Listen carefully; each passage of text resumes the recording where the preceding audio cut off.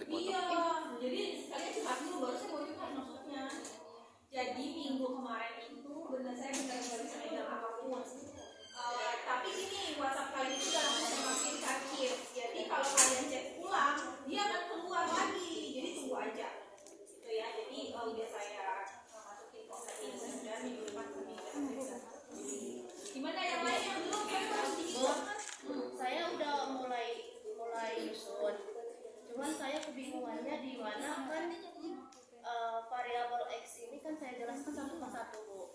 Per paragrafnya. Ya, latar belakangnya ini. Ya, latar belakang satu persatu. Betul. Saya kebingungan masukin ini, Bu, maksudnya. Apakah resergap atau atau penelitian terdahulu itu kan ada yang harus mengatakan berpengaruh dan tidak berpengaruh. Nah, di sini saya membuat penjelasan terlebih dahulu mengenai variabel X-nya. Cuman saya kebingungan masukin di paragraf baru buat penelitian terdahulu itu, Bu. Ngerti nggak, Bu? Ngerti. Penelitian terdahulu itu tidak masuk paragraf baru. Maksudnya? Masih dalam satu paragraf ketika kalian lagi bahas variabel X tersebut. Misal, kalian lagi bahas variabel X1. Tadi kan berarti kan sebelumnya kalian masih bahas variabel Y nih. Faktor pertama yang mempengaruhi Y adalah X1. Bahas dong. X1 adalah bla bla bla bla menurut siapa. Kemudian bahas kaitannya apa hubungannya X1 terhadap Y. Masih di satu paragraf. Nah, kalau kalian mau masukin subjeknya di dalam kan ada dua cara penyajian ya. Bisa di dalam paragraf, di per paragraf, bisa di ujung nih paling bawah gerombolan. Kalau kalian mau masukinnya di dalam paragraf, maka bahasanya ketika kalian udah jelasin hubungan antara X1 dengan Y, kalian bisa masuknya begini. Penelitian terdahulu yang berkaitan dengan X1 kalian atau X1 kalian itu X1 telah diteliti oleh beberapa peneliti. Di antaranya penelitian yang dilakukan oleh si A tahun berapa, judulnya apa, hasilnya apa. Namun hasil sebaliknya ditemukan pada penelitian siapa, tahun berapa, judulnya apa, hasilnya apa. Udah selesai. Gimana tadi awal kalimatnya, Bu? Ya, saya lupa. Kan direkam. Oh iya. Berarti diulangi, Pak. Iya. Yang saya di ini, Bu, di paragraf kan salah, Bu, ya. Penelitian terkait dengan faktor yang mempengaruhi harga saham telah diteliti oleh peneliti-peneliti sebelumnya. Supratman, Tajudin, dan Andi Mulyadi Rajab 2023 dalam penelitiannya yang terkait dengan faktor-faktor yang mempengaruhi harga saham pasar menyatakan economic value added berpengaruh positif dan signifikan terhadap harga saham. MFA berpengaruh negatif dan signifikan terhadap harga saham. Sedangkan penelitian Bagus kok. berarti nggak apa-apa di ini, Bu, di paragraf terbaru. Maksudnya gini, Bu, setelah variabel X-nya itu sudah saya jelaskan semua empat-empatnya. Berapa kalimat coba dalam satu paragraf pada saat kali? Oh, sudah variabel X-nya udah empat-empatnya. Iya benar. Kan kemarin saya bilang itu boleh disajikan kirain saya tadi kamu bilangnya bahas X1 langsung bahas enggak kan? Ya nggak apa-apa, benar kayak gitu. Benar. Kalau kalian mau gerombolan di bawah, benar pakai paragraf baru. Tapi kalau kalian mau bahasnya per paragraf, ya masih dalam satu paragraf. Udah benar, itu udah bagus kok kalimatnya. Berarti tinggal saya masukin, kan udah dapat jurnal-jurnal yang ada yang mengatakan negatif, tinggal masukin aja, Bu, ya. Iya betul. Tapi nggak usah banyak-banyak ya, nggak usah semua kalian masukin. Yang penting ada sampling aja. Yang X1-nya ada yang berpengaruh dan tidak, X2-nya ada yang berpengaruh dan tidak. Satu aja, Bu, ya. Ada lagi?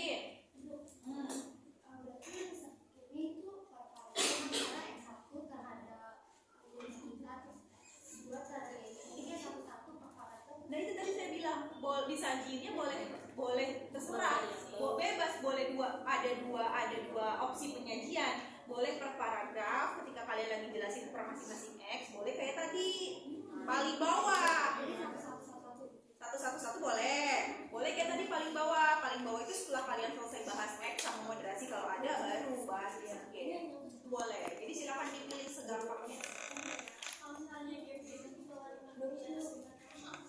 Nggak boleh, itu sudah jelas coba. Jadi kalau misalnya penelitian kalian apa sih? Kadang tuh kalian mainnya kurang jauh. Jadi penelitiannya misalnya cuma struktur modal terhadap tax avoidance, itu yang baru pasti banyak.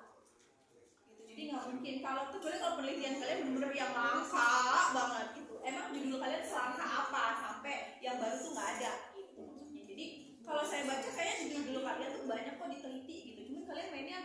dong, maksudnya carinya agak effort, jangan baru nyari satu halaman udah bilangnya nggak ada gitu, terus coba cari.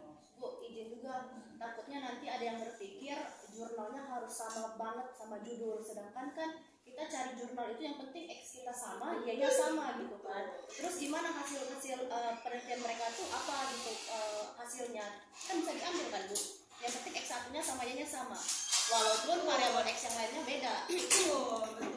Atau kalau misal kalian dapat satu judul yang X-nya yang sama cuma ada 2 nih, ya udah itu bisa dibahas di paragraf saat kalian bahas S1, bisa dibahas di paragraf pada saat kalian bahas S2 itu boleh.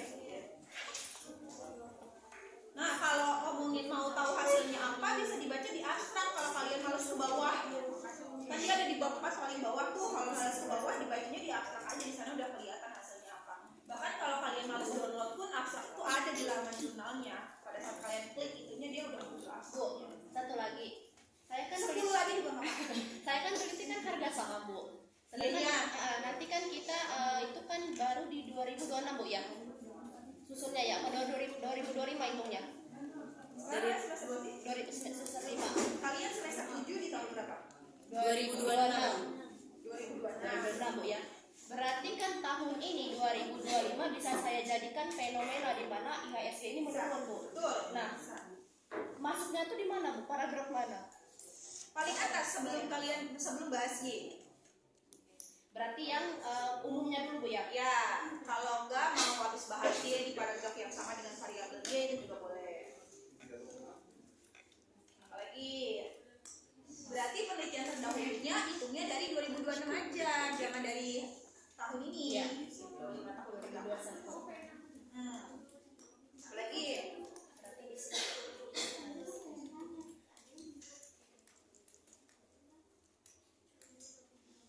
Berarti jurnalnya paling lama 2021 ya? ya 2021 masih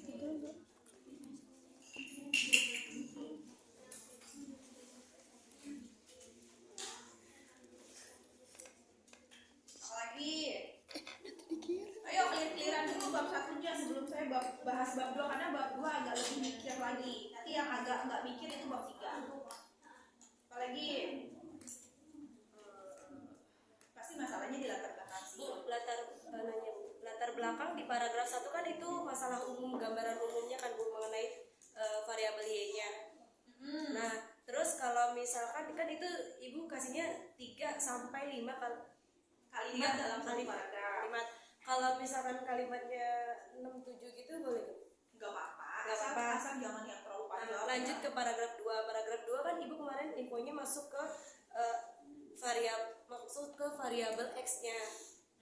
Yang penting di variabel paragraf 1 dan kedua itu ada kalimat bridging-nya. Cuma kalau misalnya paragraf 2 saya mau menambahkan gambaran umum tapi menurut jurnal orang lain, itu boleh atau tidak Bu? Pertanyaan saya tadi di bab 1 kamu udah bikin Gambaran umum. udah bikin gambaran umum. Udah Nggak perlu. berarti dihapus saja. Jangan, nggak usah terlalu too much ya. Jadi pilih aja yang sekiranya yang bagus. Lagi. Oh iya Bu, sama yang saya Bu. Bentar, saya takut lupa. Kemarin saya bilang nggak, kalian juga harus masukin fenomena yang sesuai sektor. Fenomena sesuai sektor. Sektor yang kalian pilih.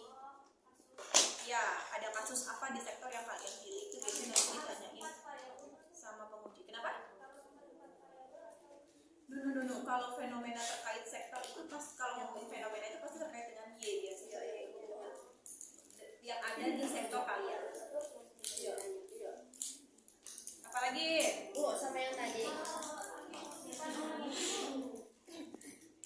Boleh. Dulu saya bertanya.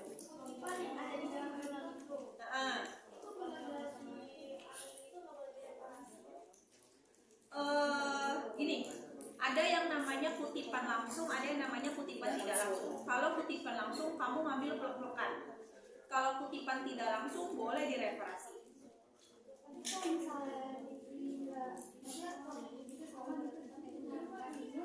Boleh. Tapi harus dikutip, harus dicantumin nama dan tahunnya itu maksudnya. Apalagi? Bu, Bu, sama ini kayaknya saya ini deh Bu, salah deh.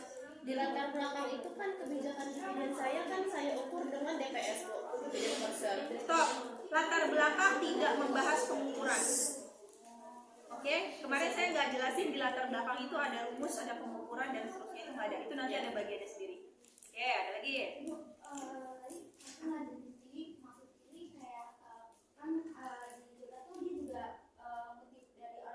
Oh, paham. Dia mau ngambil dari sekitar itu kira-kira pasti apa sih nyantumin namanya yang Oke, misal kalian punya jurnalnya si A. Di dalam jurnal si A, dia bukti punyanya si B. Kamu mau ambil punya B apa si A? B.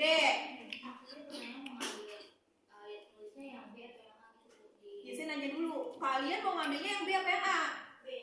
Yang kalimat yang kalian kutip punya siapa? Punya B. Berarti pertanyaannya bagaimana cara mengutipnya? Mengutip punya A atau punya B? Kalau teorinya gini, secara teori kalian ada yang namanya daftar pustaka itu gini. A dalam B, B dalam A. Itu teorinya seperti itu. Tapi banyak beberapa penguji yang tidak menginginkan ada daftar pustaka yang seperti itu. Maka di dalam daftar pustakanya si A pasti mencantumkan B. Cari jurnalnya. Pasti ada judulnya si B dong. Nah, masuk ke Google Scholar, pas judul. Pasti ketemu jurnalnya si B. Gitu. Berarti nggak boleh kutip aja. Sebenarnya boleh, cuma banyak penguji yang nggak setuju. Emang jurnalnya B nggak ketemu, pasti nanti kalian tanya. Oh iya. Pasti kalian ditanya gitu. Kalau jurnal B masih bisa ditemukan, ya kenapa nggak kutip aja di jurnal B gitu. Tapi kalian temunya memang dari jurnal A. yang ditanya itu penelitian si A yang di dalam situ. Dia kan No, yang diambil penelitian si B. Makanya tadi saya tanya, kamu mau ambil kalimatnya siapa nih? Kalimatnya, oke, saya kasih contoh ya benar. Misal ada dua paragraf. Paragraf pertama, paragrafnya si A. Berarti kan tanpa kutipan dong. Oke, misalnya XXX adalah di paragraf kedua menurut B. Ini kan? YYY adalah ini kan. Nah, kalian mau ambil kalimat yang mana? Yang XXX atau yang YYY? Atau yang lalala? Tergantung kalian mau kutipnya yang mana. Bukan masalah mending-mending. Kalau baru keangkat. Kalian mau ngambilnya yang mana? Kalian lagi bahasnya yang mana nih? Mau ngambilnya yang XXX apa yang YYY? Agak nggak enak ya.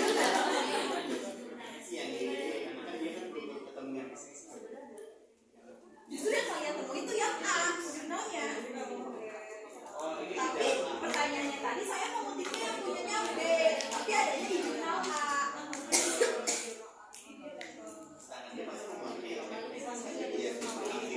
Harusnya, tapi ternyata yang dia mau ngutip kalimatnya punyanya si B. Jadi jawab nggak? Jawab? Oke, apalagi? Kamu pegel, saya lihat aja di situ. Iya Bu. Di sini nih saya ada suka tisu. Tapi saya juga lupa. Nggak apa Saya jawab di sini. Ada lagi? Masih di latar belakang. Iya, pasti masalahnya di latar belakang. Apa namanya yang paragraf terakhir itu kan novelty ya Bu? Novelty. Nah itu sebenarnya aku masih bingung tuh dari kata-katanya gimana kan di novelty itu masukin judul kita juga. Nah terus yang kata pernah ibu kasih tahu apa ya? Jadi dari menurut penelitian ini ternyata pengaruh. Menurut penelitian ini tidak pengaruh, maka dari itu si peneliti meneliti kembali. Nah itu maksudnya di mana Bu? Iya itu. Oh di novelty juga. Ini karena adanya ketidakkonsistenan hasil penelitian, maka peneliti berupaya untuk melakukan penelitian kembali terkait dengan pengaruh apa-apa terhadap apa. Nah, novelty-nya di mana? Hanya saja peneliti menambahkan variabel X sebagai variabel moderasi. Misalnya ada moderasi, atau kalau nggak ada moderasi, hanya saja peneliti memperbaharui tahun penelitian. Oh ya oke. Berarti memperbaharui kita ya. Boleh, atau mengganti sektor, boleh. Apalagi?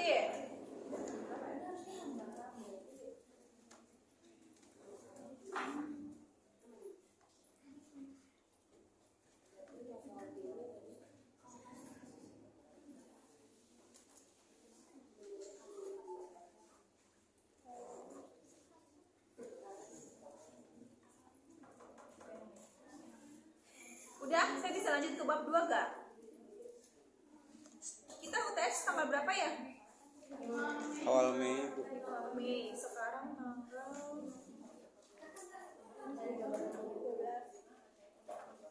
berarti kita masih 1, 2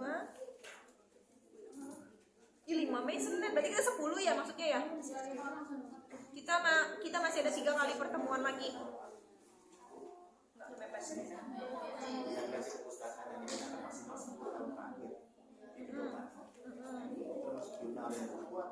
Bukannya di situ breakdown ya, jurnal dan buku ada nggak? Di pedoman nggak ada breakdown buku berapa tahun, jurnal berapa tahun kah? Nggak ada. Oh iya, berita buruknya adalah pedoman mau berubah dan saya masuk ke dalam tim perubahannya, jadi saya tahu. Jadi kayaknya ntar kalian sampel pakai pedoman baru. Mudah-mudahan nggak terlalu banyak. Referensi fokus KKA.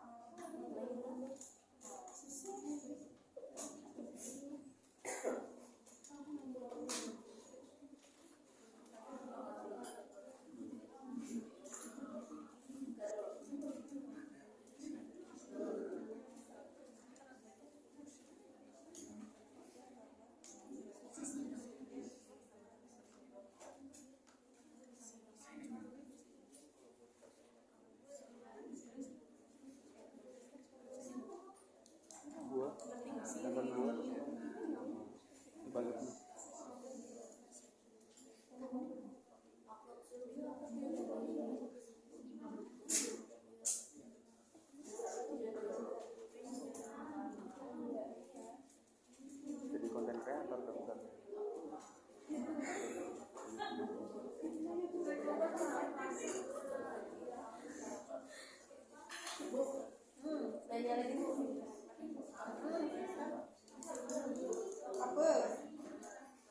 Kalau jadi karena kita mau nyari latar belakang kan gambaran masalah umum, terus ada kan kita bingung nih Bu, gimana sih cara nyari gambaran masalah umum dari yang di paragraf 1 itu kira-kira gimana Mbak? Nggak apa-apa.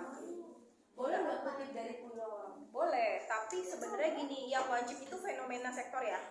Kalau yang gambaran umum itu sunnah lah, sunnah muakkad. Jadi kadang penguji tanya, tapi ada juga penguji yang nggak tanya. Tapi kalau fenomena itu pasti ditanya. Iya, jadi kalau nggak ada nggak apa-apa, nggak usah dipaksain. Yang penting fenomena di sektornya harus ada. Berarti kalau misalkan kita cari fenomena di sektornya, kita harus cari datanya dulu dong. No, fenomena itu bukan hanya terkait data, tapi juga masalah apa. Misalnya tadi harga saham. Berarti ya kalau ngomongin harga saham berarti ya kalian bisa, kalau nggak gini, kalian bisa gini. Sektor ini harga dibandingkan dengan sektor lain, harga sahamnya itu tinggi atau rendah. Pada intinya kalian cari masalah di sektor tersebut. Gitu. Nah, apalagi ya? Manajemen laba. Kalau manajemen laba kan data apa yang mau kalian cari kalau ngomongin fenomena? Berarti kan yang kalian cari adalah kasus. Pernah nggak ada perusahaan yang tersandung kasus manajemen laba? Misalnya kayak Garuda kemarin, dia memperbesar piutangnya, tujuannya untuk apa? Gitu. Itu sebenarnya boleh nggak dimasukin? Boleh. Karena fenomena itu kayak gitu itu boleh dimasukin. Boleh. Paragraf pertama. Boleh, tergantung. Tapi harus relevan sama variabel Y kalian. Gitu. Apalagi ya itu nggak ada, tapi jangan sampai 10 tahun karena nggak segitu. Ya pokoknya jaga-jaga paling lama banget itu 7 tahun lah untuk jurnal. Apalagi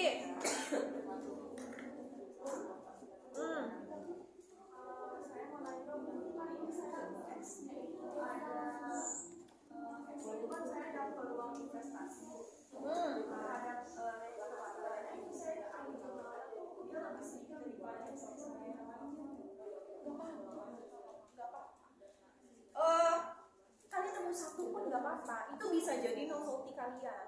Tapi asal kalian udah nyari yang bener ya. Asal udah nyari yang bener. Kalau kalian nyari yang bener, misalnya peluang investasi, jarang ada yang meneliti, itu bisa jadi novelty kalian, bisa jadi keunggulan dari penelitian kalian. Gak apa-apa, yang penting paling nggak ada satu aja yang pernah meneliti. Lagi.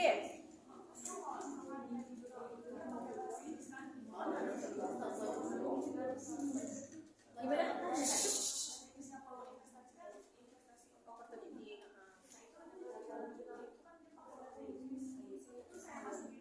Ditransfer aja.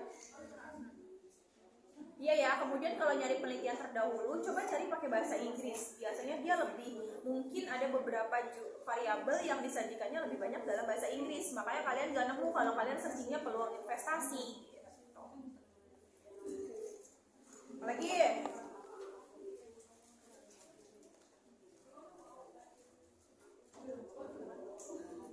Yang bab satunya udah kirim tapi belum saya koreksi, bisa lanjut bab 2 dulu ya, karena itu nggak ada hubungannya kok. Maksudnya mereka bisa jalan sendiri. Cuman PR saya aja nanti. Oke ya, saya bisa lanjut bab 2. Bisa nggak? Bu, tadi ini lupa. Yang rumusan masalah. Kan variabel X-nya 4. Rumusan masalahnya 5 atau 4? 5 berarti Yang simultan itu taruhnya di atas ya. Paling nomor 1 simultan yang secara bersama-sama. Taruhnya nomor 1. Jadi secara bersama-sama, habis itu secara parsial. X1 ke Y, X2 ke Y, X3 ke Y, dan seterusnya. Kalau X-nya 3, kalau X-nya 4, rumusan masalahnya berarti 5, kecuali moderasi dan intervensi. simultan. Simultan secara bersama-sama. Apakah X1, X2, X3, dan X4 berpengaruh secara simultan terhadap Y? Itu nomor 1 taruhnya. Bab 2 apa sih? Landasan teori apa tinjauan pustaka sih judulnya? Kajian. Landasan teori ya?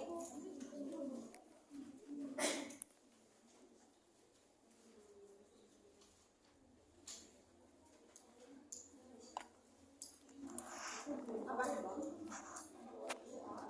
2.1-nya apa?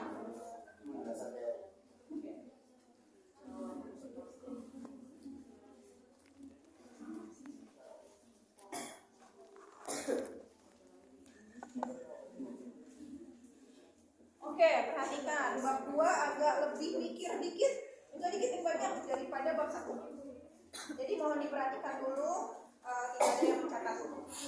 Oke, bab 2 itu yang 2.1 itu landasan teori. Landasan teori yang kalian sajikan itu harus ada 3. Yang ada yang namanya grand theory, kemudian ada yang namanya middle theory, ada yang namanya applied theory. Semuanya harus disajikan di landasan teori. Nah, yang paling pertama disajikan adalah grand theory. Berarti di sini angka 1. Apa itu grand theory? Grand theory itu adalah teori besar yang melingkupi seluruh variabel yang kalian gunakan.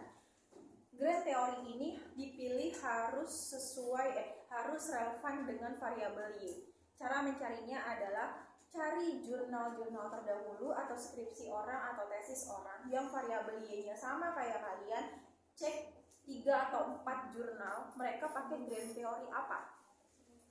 Baca. Kemudian simpulkan apakah relevan dengan variabel Y tersebut. Misal, Y kalian adalah manajemen laba. Biasanya grand theory yang dipakai adalah teori keagenan. Maka di sini tulis teori keagenan. Bahasa Indonesianya, kalau mau pakai bahasa Inggris agency teori. Nah, saya ringkas sedikit. Teori keagenan itu, ini saya kasih gambaran dikit. Bagaimana maksudnya relevansinya dengan variabel Y? Teori keagenan itu adalah teori yang menggambarkan perbedaan prinsip antara agen dan prinsipal. Di dalam teori keagenan disebutkan bahwa agen ini adalah pemilik, prinsipal ini adalah pemegang saham atau manajemen lah. Nah, biasanya agensi teori itu digunakan untuk menggambarkan manajemen laba, praktek-praktek yang di satu sisi menguntungkan manajemen, di sisi lain menguntungkan merugikan pemilik atau sebaliknya. Maka digambarkanlah variabel manajemen laba dengan teori keagenan. Harga saham. Harga saham biasanya teori besarnya adalah signaling teori atau teori sinyal. Kenapa? Teori sinyal ini kalau secara definisi, teori yang memberikan atau yang menggambarkan bagaimana cara perusahaan memberikan sinyal baik kepada pihak luar, yaitu investor. Hubungannya apa sama harga saham? Kalau perusahaan bisa menjaga harga sahamnya tinggi, investor akan berpikir untuk mau berinvestasi di perusahaan tersebut. Artinya perusahaan yang mempunyai harga saham tinggi itu memberikan sinyal baik keluar untuk menarik investasi. Itu contohnya. Artinya grand teori adalah teori yang relevan untuk menggambarkan variabel Y kalian. Atau syukur-syukur kalian dapat grand teori yang juga bisa menggambarkan salah satu variabel X, itu boleh. Maka di sini tulis grand teori apa yang mau kalian pakai. Sekali lagi tidak boleh asal tembak, harus relevan dengan variabel Y. Isinya apa? Paragraf pertama isinya adalah definisi. Definisi teori keagenan atau definisi grand teori yang dipakai. Oke. Nah, teori-teori di dalam grand teori ini adalah pendapat orang ahli-ahli kuno. Jadi kalau kalian gini, teman-teman penelitian itu mazhabnya banyak. Saya bisa ngomong A, tapi nanti ketika kalian ketemu dosen pembimbing kalian bisa ngomong B, ketemu dosen penguji kalian bisa ngomong C. Jadi dilihat-lihat nasib kalian ada di tangan siapa. Kalau sekarang nasibnya ada di tangan saya, maka ikut mazhab saya. Pada saat nanti bimbingan nasib kalian ada di tangan dosen pembimbing, ikutin dosen pembimbing. Gitu ya. Jadi jangan kaget kalau kemarin kata Bu Tiwi boleh, itu hal yang biasa. Nah, untuk grand teori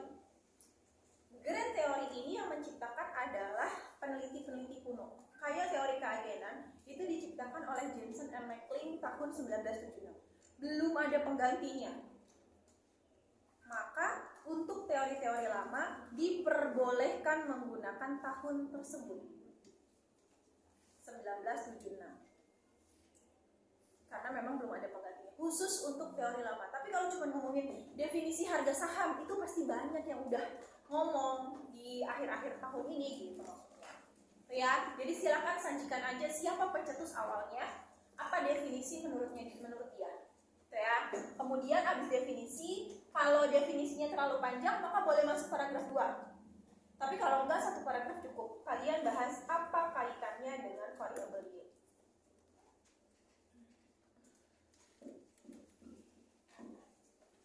Teori keagenan dianggap relevan dengan variabel manajemen laba karena bla bla bla bla bla. Selesai. Jangan ada yang masukin grand teorinya 2. Jadi namanya grand itu besar ya, jadi cuma 1 yang paling relevan dengan variabel Y. Kalau variabel Y kalian CSR, kemudian apa CGC, itu teori legitimasi biasanya ya, tapi nanti dibaca lagi. Oke, lanjut. Nggak usah dijudulin grand teori ya. Kalau kalian mau paragraf pertama, grand teori yang digunakan dalam penelitian ini adalah teori keagenan. Titik baru ngomongin definisi itu boleh. Tapi di sini nggak usah dijudulin grand teori. Paham ya? Masuk ke paragraf aja. Yang kedua, ini middle teori. Middle teori ini sunnah. Boleh ada, boleh enggak. Kalau kalian berhasil nemu middle teori, nanti kalian akan gampang dalam menyusun hipotesis, dalam menyusun pembahasan. Middle teori ini adalah teori yang berkaitan dengan variabel X. Bisa salah satu, bisa semuanya. Oke, jadi kalau tadi Y-nya ada harga saham, kemudian X-nya ada manajemen laba, pengaruh manajemen laba terhadap harga saham, berarti signaling teori jadi grand teori, agensi teori jadi middle teori. Itu boleh. Dan sama, misalnya tadi ini signaling teori atau teori sinyal. Sama, isinya adalah definisi, terus apa kaitannya dengan variabel X yang mana. Oke, kemudian yang ketiga adalah apply teori. Apply teori ini adalah teori-teori yang berkaitan dengan semua variabel yang kalian gunakan. Maka penyajiannya nomor 3 kasih judul Y yang kalian pakai. Kalau tadi misal harga saham, maka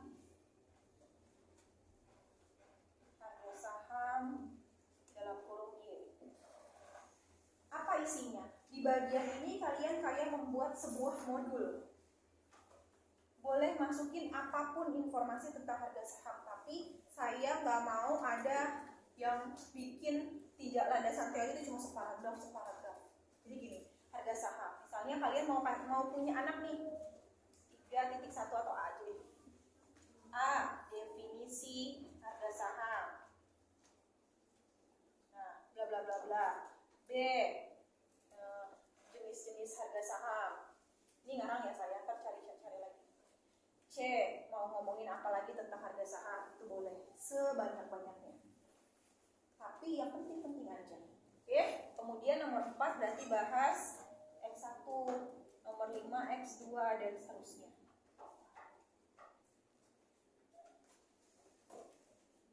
Oke, mau ditanyain sampai sini?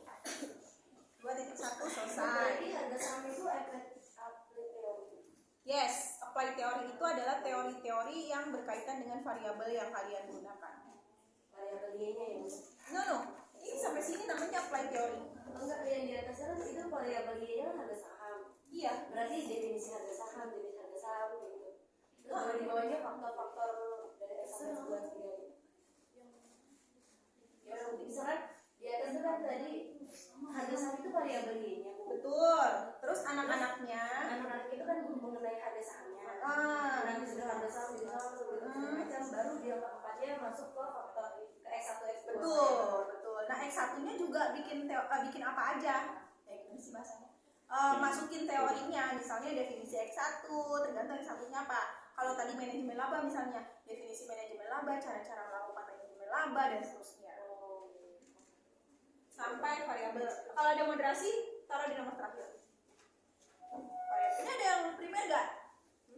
Primer? Nggak ada ya? Bisa jelaskan sekunder. Ya, ada pertanyaan lagi nggak? Jadi ada minimal atau maksimal yang tadi jelasin harga saham. Selayaknya ya, jangan dikit-dikit banget, juga jangan banyak-banyak banget. Sepantasnya saja. Apalagi? Habis landasan teori apa? Penelitian teori? Kok saya nggak yakin sih? Apalagi? Coba kamu meragukan. Penelitian terdahulu dulu apa kerangka berpikir dulu?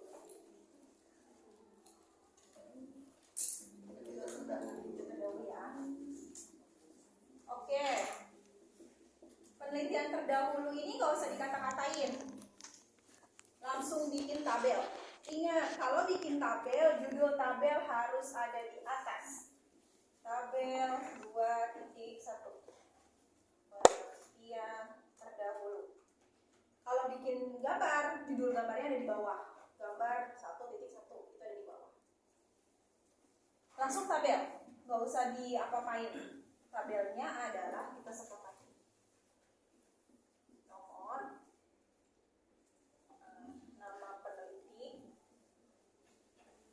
nama peneliti isinya adalah nama dalam kurung tahun, kemudian enter satu kali, nama jurnal. Semua informasi ini ada di PDF. Kalau nggak di laman jurnalnya, koma, volume dalam kurung nomor, koma, halaman berapa,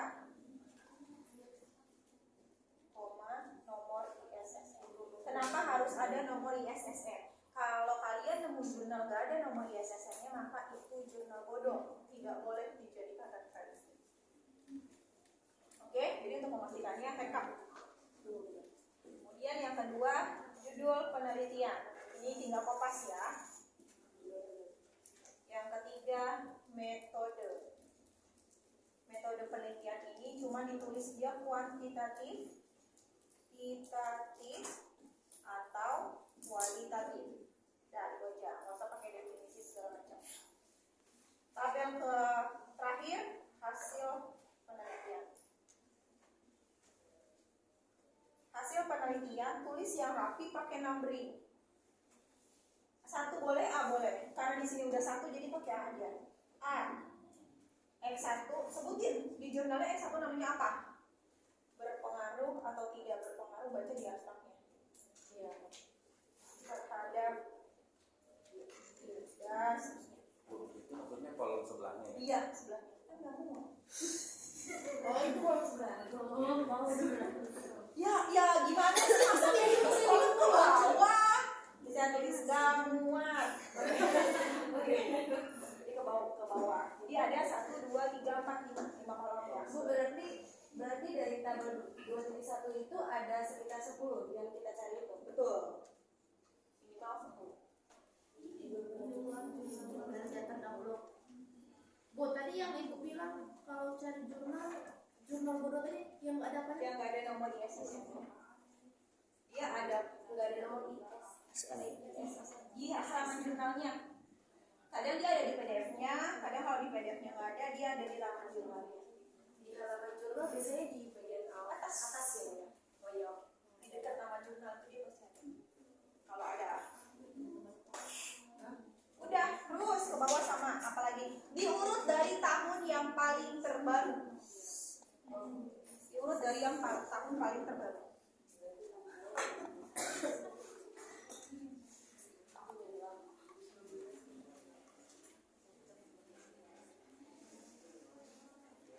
Lagi.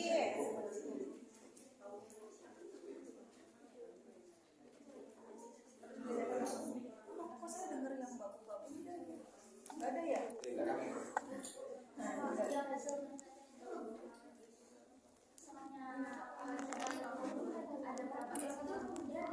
Iya semuanya. Bukan hanya variabel yang kalian gunakan aja bukan, tapi semua variabel yang digunakan di jurnal tersebut itu dibahas. Harusnya sih kalian udah download pas bikin latar belakang. Udah, tapi tinggal direkap. Boleh. Sebenarnya kalau kalian nyusun bab 1 sampai bab 4 tuh nggak usah kemana-mana. Dari acuannya dari tabel ini aja sebenarnya. Jadi boleh dipakai terus. Nggak ada maksimal berapa? 10 tadi saya bilang minimal 2.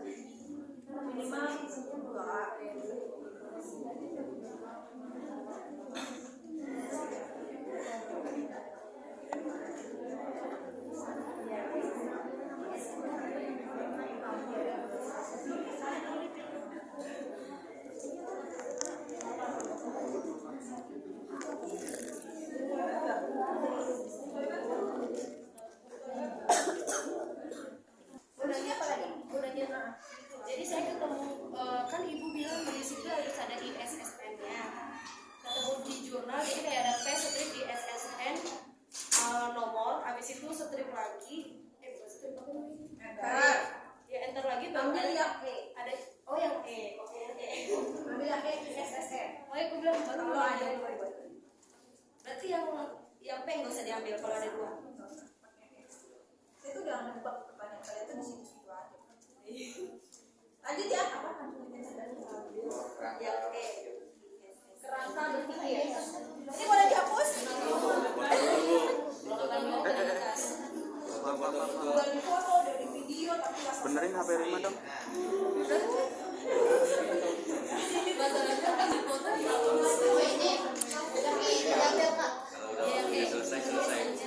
Udah selesai nggak dicek-cek ya? SSN-nya ada 2. Ya, yang E ini yang diambil ya? Ya. Ya. 2.3. Oh, nanya ya boleh. Misalnya penelitinya lebih dari 3 atau Tulis semua sayang. semuanya. Ya. Gak ada yang sayang teko, paling banyak 4. Tulis semuanya. Kecuali pada saat kalian mengutip ya. Kalau kalian mengutip itu ambilnya yang nama pertama, tapi ambil nama belakangnya. Aditya Putri Pratiwi, maka mengutipnya Pratiwi 2019. Itu orang doang itu. Iya misalnya. Kalau di badan artikel ya. Iya. Kalau di sini tulis semuanya. Tapi kalau di apa? Ya itu tadi. Kalau Aditya Putri Pratiwi, kalian mengutipnya Pratiwi dalam kurung tahun. nama pertama tapi diambil nama belakangnya aja. Tolong dijawab. Itu pertanyaannya itu aja soalnya. Kalau lebih dari 3 orang, tetap nama pertama. Tetap nama pertama, tapi ambil belakangnya aja. Nanti si 2 nama lagi muncul di daftar pustaka. Gitu. Sebenarnya kalau kalian nggak mau bingung tuh ada aplikasi namanya Mendeley. Nanti biasanya pembimbing kalian mewajibkan untuk itu. Tapi tetap masukinnya tetap manual. Tapi nanti pada saat di badan artikelnya kalian tinggal panggil. Iya namanya Mendeley, warnanya merah. Nggak berbayar kok, dia gratis. Enggak. Ya. Sebenarnya ada yang pakai DKK, ada yang pakai ETC, itu tergantung style. Apa tuh? Style daftar pustakanya. Gitu. Ada lagi? Masih udah kasih tau dong cara ngutip, kalau di depan gimana, kalau di belakang gimana? Udah? Ada lagi? Udah ya, saya lanjut ya. Kerangka berpikir ini isinya cuma gambar. Oke, gambarnya ngikutin dari rumusan masalahnya teman-teman. Misal saya yang tanpa moderasi dulu. Yang tanpa moderasi, gambarnya modelnya begini. Ini sebutin, misalnya tadi harga saham dalam kurung X1. Ini sebutin lagi dalam kurung X2. Ini sebutin lagi dalam kurung X3. Disebutin lagi dalam kurung X4. Sini tengah-tengah Y. Oh iya tahu ya. Jadi cuma bikin Tarik, link. Ini H1, hipotesis 1. Tarik lagi, ini H2. Nanti saya kasih tahu maksudnya. Terus jangan begini terus udah. Kalau kalian bikin begini doang, nanti pas saya buka di Word kalian, ini adanya di halaman 7, kotak ini ada di halaman 2. Tapi di grouping. Harusnya kalian udah jago. Oh iya, simultan dulu deh. Sorry. Simultan itu berarti H1-nya simultan. Simultan itu gini. Simultan kan tadi secara bersama-sama nih di rumusan masalah. Ini H1. Cara membacanya gini. Pengaruh X1, X2, X3, X4 secara bersama-sama ke Y. Jadi ini membaca rumusan masalah sebenarnya. Pengaruh X1 ke Y itu hipotesis 2. Pengaruh X2 ke Y itu hipotesis 3, X3 ke Y hipotesis 4 dan seterusnya. Oke, cara menggrouping. Kalian pencet mouse di ujung sini sampai dia muncul tanda browsing aja lah. Ya, cara grouping gitu, nanti dia jadi satu kotak gitu, dia nggak akan jalan-jalan. Ya. Nah ini kalau yang tanpa moderasi. Kalau yang pakai moderasi, ini sama X1, ini sama X2, ini Y, ini M. Hipotesis kalau terus gini, kalau yang moderasi itu ada yang alirannya pakai simultan, ada yang alirannya tidak pakai simultan. Kalau saya pakai yang tidak pakai simultan. Kalau terus ini H1, ini H2, ini H3, ini H4. Gak ada yang pakai tekanan kan? Nah, kalau pakai kalau pakai moderasi. kalau pakai moderasi bikin pertanyaan betul slide-nya. Iya tuh, ikutin aja. Jadi bacanya pengaruh X1 terhadap Y, pengaruh X2 terhadap Y, pengaruh X1 terhadap Y dengan M sebagai pemoderasi, pengaruh X2 terhadap Y dengan M sebagai terakhir, tapi yang agak sulit. Boleh dihapus? Mananya?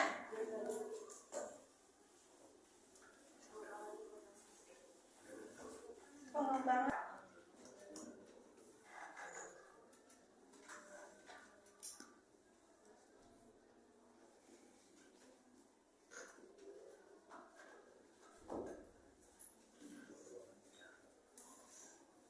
Oke.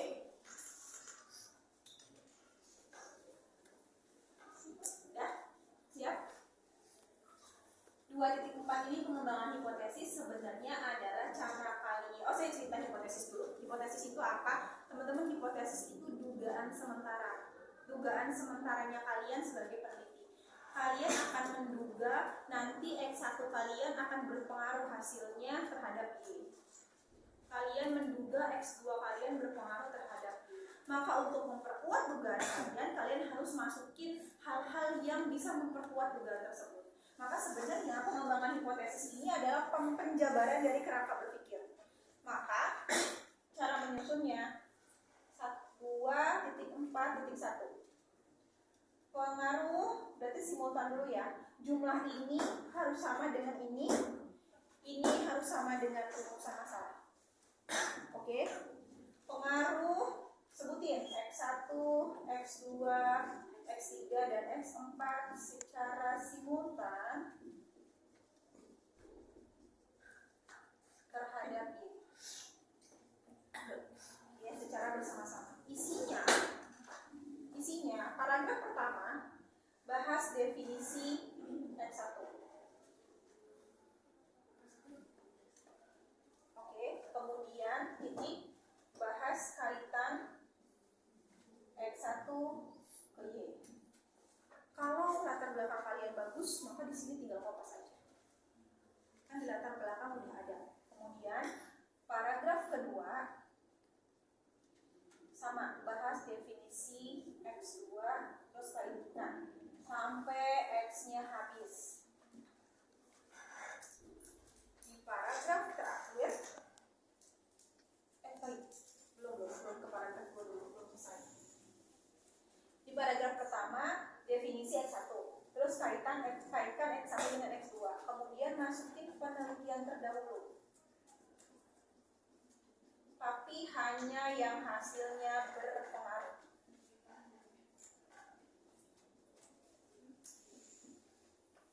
Caranya gini, kan kalian kan harus mengkaitkan X1 dengan X2.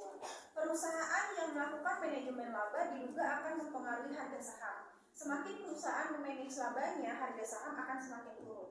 Hal tersebut sejalan dengan penelitian yang dilakukan oleh siapa tahun berapa yang menyatakan bahwa manajemen laba berpengaruh terhadap harga saham. Oke, yang selanjutnya isinya adalah kaitkan dengan grand theory, grand atau middle theory.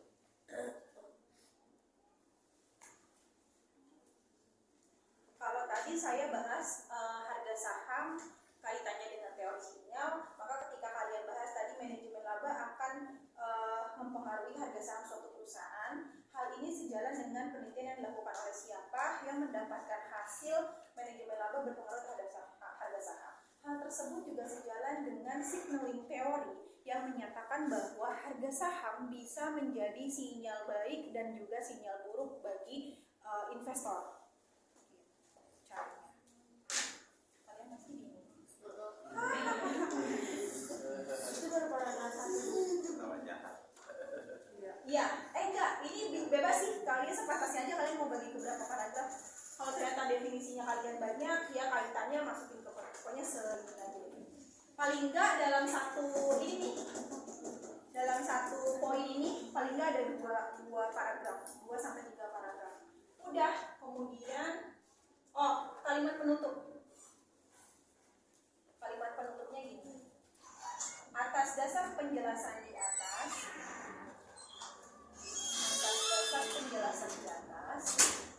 ini kalimat penutupnya nggak usah diketik ya. Oh iya.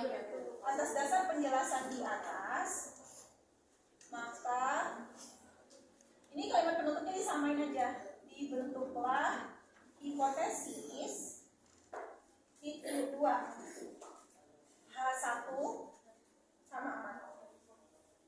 Ada kata-kata diduga. X1, X2 secara simultan berpengaruh terhadap Y. Cuman tambahin diduga aja. Udah, kemudian 2.4.2 sama. Berarti pengaruh X1 terhadap Y. 2.4.3 pengaruh X2. 2.4.2 itu pengaruh X2. X1 dong, ini kan masih simultan. Iya. Oh iya oke. Ya kan? Ini simultan ke X1. Ya. Pokoknya ikutin di sini hanya ada berapa. Berarti ada 5 juga ya. Penelitian terdahulu satunya 2 lah, tapi yang hasilnya berpengaruh. Ambilnya dari sini, nggak usah cek kemana-mana. Ambilnya dari sini, kan kita udah rekap nih, ada yang berpengaruh ada yang enggak nih. Ambilnya dari sini aja.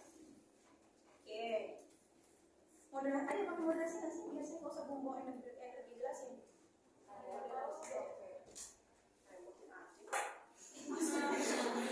Oke, moderasi beda nih. Nah, moderasi ikutin yang ini. Berarti kan gak ada simultan. Berarti H1-nya pengaruh X1 terhadap Y. Sama nih isinya. Bahas definisi X1, kaitkan X1 terhadap Y, masukin penelitian terdahulu, masukin grand atau middle teori. Makanya tadi saya bilang kalau kalian punya middle teorinya banyak, itu gampang nanti bikin hipotesisnya. Tinggal kalau lagi bahas X1 ya pakai middle teori yang mana. Tuh ya. Bedanya nanti di 2.4.3. Oke, bedanya di 2.4.3. Kalimatnya ngambil dari rumusan masalah aja. Jadi kalimatnya gini. Pengaruh X1 terhadap Y dengan M sebagai moderasi. Sama, bahas dulu definisi X1, kaitkan X1 dengan Y.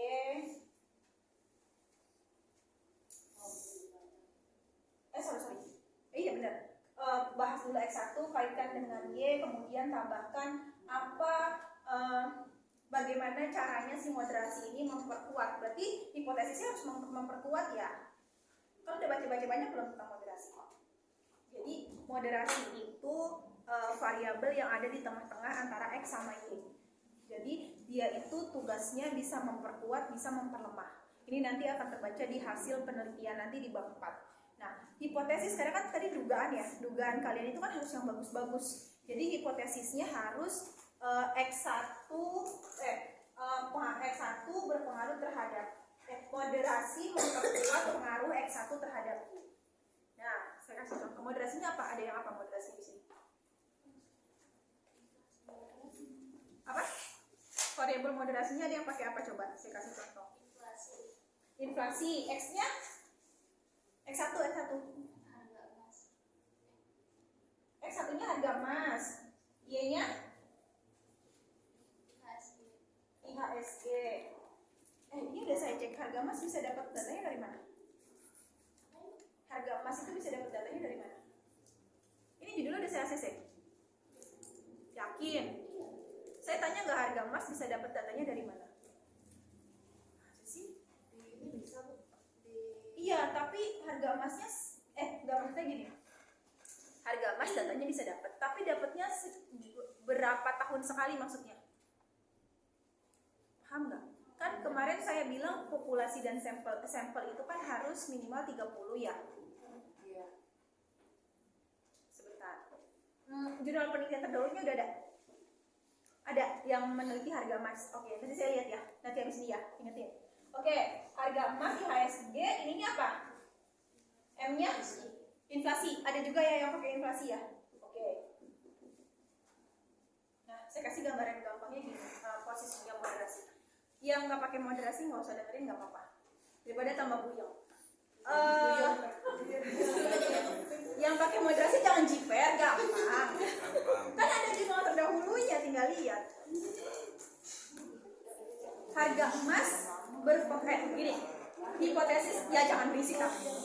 Hipotesis kalian menyatakan bahwa tadi yang hipotesis nomor 1 menyatakan bahwa harga emas berpengaruh terhadap IHSG. Kalau harga emasnya tinggi berarti IHSG-nya anjlok ya? Ya nggak sih? Ya kan ya? Kalau harga emas di dalam suatu negara tinggi berarti IHSG-nya anjlok. Nah, kemudian muncul nih variabel di tengah-tengah namanya inflasi. Nah, kalau harga emas terhadap IHSG aja berpengaruh, ditambah dengan inflasi, kalau harga emasnya tinggi terus inflasinya tinggi, otomatis IHSG-nya makin anjlok. Itu maksudnya.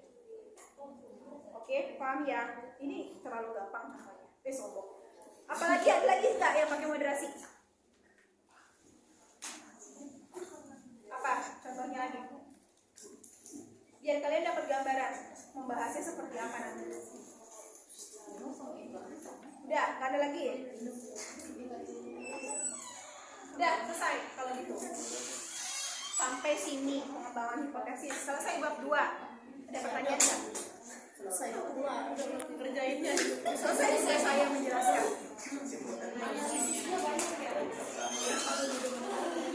Sebenarnya teman-teman saya itu waktu tesis saya itu kan tesis S2-nya 2 kali. Magister manajemen sama magister akuntansi. Magister akuntansi itu lulus baru kemarin 2022. Nah itu saya nggak diminta simultan. Simultan itu nggak masuk hipotesis sebenarnya, tapi ternyata pada saat saya terapkan itu ke anak bimbingan, dicicil sama dosen pengujinya. Jadi sekarang anak bimbingan saya udah dapat simultan aja.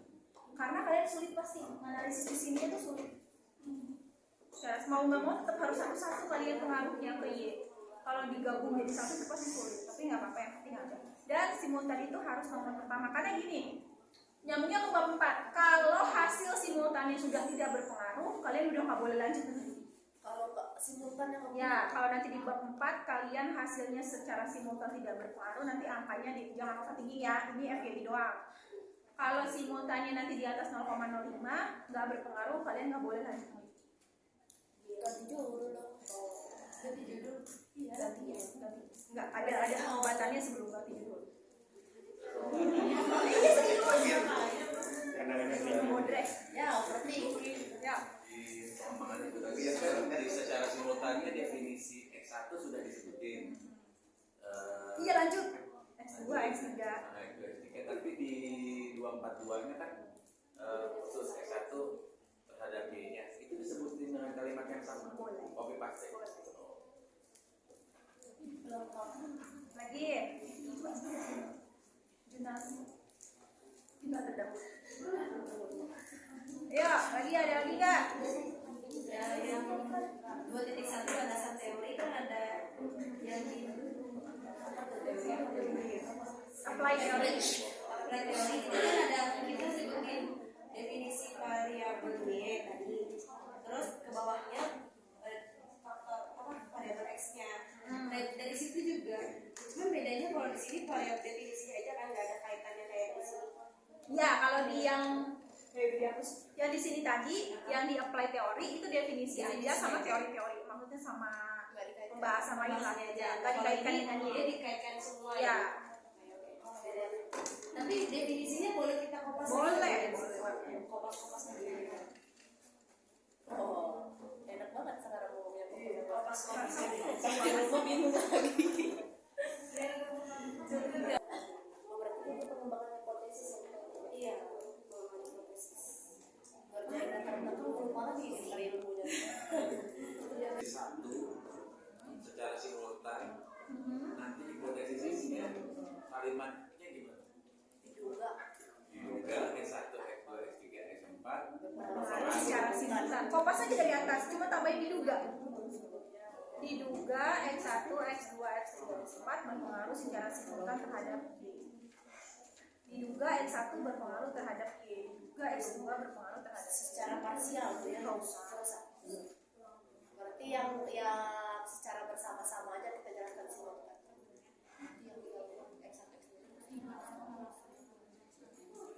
Ada lagi? Dikerjain lah dulu bab satunya. Ntar Bu, Duh, apa aja.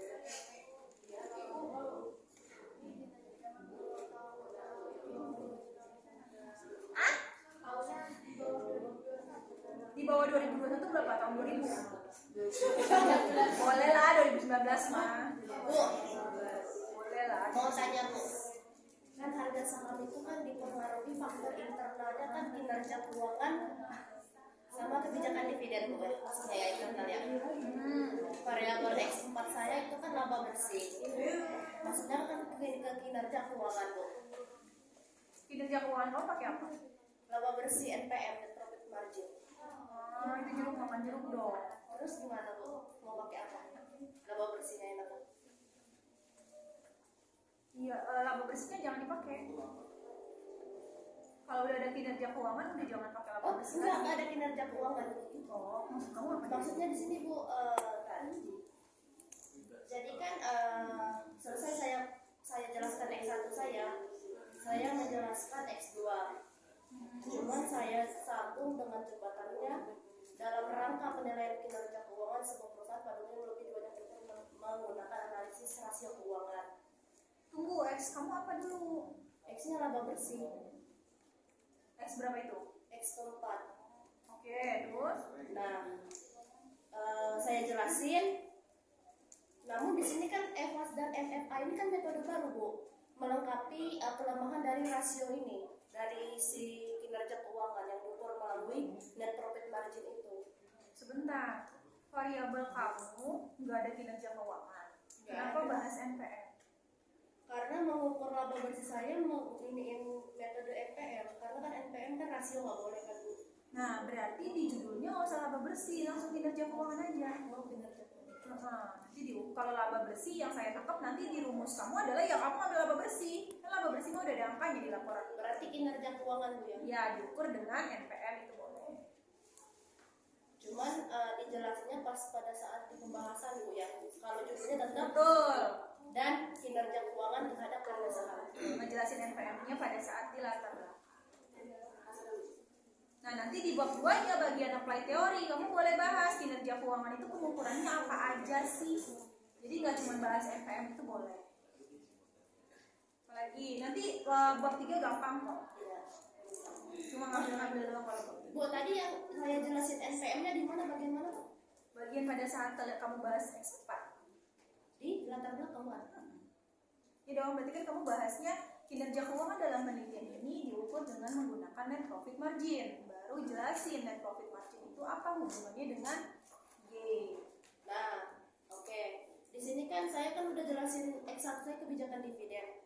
Saya ukur melalui dividen per share, Bu. Gak usah, kalau kebijakan dividen itu kan kamu bisa gambarkan aja bahwa kebijakan dividen itu adalah keputusan perusahaan untuk memilih membagikan labanya sebagai dividen gitu. Berarti NPM-nya yang ini. Iya, karena NPM itu rasio. Iya. Oh, oke. Berarti nanti dia nyambung kan, Bu? Gimana ya? Nah, kamu bisa juga NPM dikatakan bagus itu ketika apa? Iya. Nah, di ini, Bu, paragrafnya saya kecil dikit banget, Bu. Saya udah bilang. Tambahin lah. Untuk mengatasi kelemahan dan permasalahan yang timbul dalam pengukuran kinerja keuangan berdasarkan data akuntansi, kemudian muncul metode EVA dan MFA sebagai pengukuran berdasarkan nilai tambah pada suatu perusahaan. Baru saya Apa sambung. hubungannya itu dengan harga saham? Kamu bahas kesana-sana. Apa aja, Bu? Gak usah bahas pengukuran lain. Kamu langsung aja bahas NPM terhadap harga saham. Enggak, ini jembatan buat saya ngejelasin X2 dan X3 saya, Bu. Jembatan gak bisa sepanjang itu. Kita gak nyampe-nyampe ujung. Jadi langsung aja bahas faktor selanjutnya yang mempengaruhi harga saham adalah net profit margin. Udah jembatan segitu aja. Kalau saya kayak ada kalimat paging kan dari jembatan, terus apa? Jadi saya sebutin faktor utamanya. Terus jadi masuk paragraf lagi. Faktor kedua. Faktor yang kedua, faktor Iya, kedua. iya boleh. Bridging itu aja. Bu, tanya, Bu, yang hasil ini, Bu. Misalkan saya mau buat yang 2.4.1 ini, kan ini pengaruh S1, S2, S3, S4 juga secara simultan. Nah, terus di situ kan kaitkan-kaitkan semua. Habis itu pakai kalimat penduduknya yang atas dasar penjelasan, maka dibentuklah hipotesis H1. Kita tulisnya H1. Ya, satunya di bawah ya. H1. Berarti yang di penghubung ini kita masukin juga H1, H2 gitu. Berarti sama persis gitu ya, Bu, ya, dimasukin. Posisinya juga sama. Karena di rumusan masalah simultan nomor 1 berarti dia hipotesis pertama. Ada lagi? Secara pertanyaan sudah bagus, tinggal dituangkan ke dalam wordnya alias dikerjain. Hah? Gak apa-apa, saya koreksi. Nanti sekalian. Kalau revisi minor kayak itu mah nanti pada saat saya revisi dikit, nanti kalian balikin pada saat kalian balikin bab 2 juga apa. Ayo yang banyak ngumpulinnya biar saya ke trigger buat ngecek.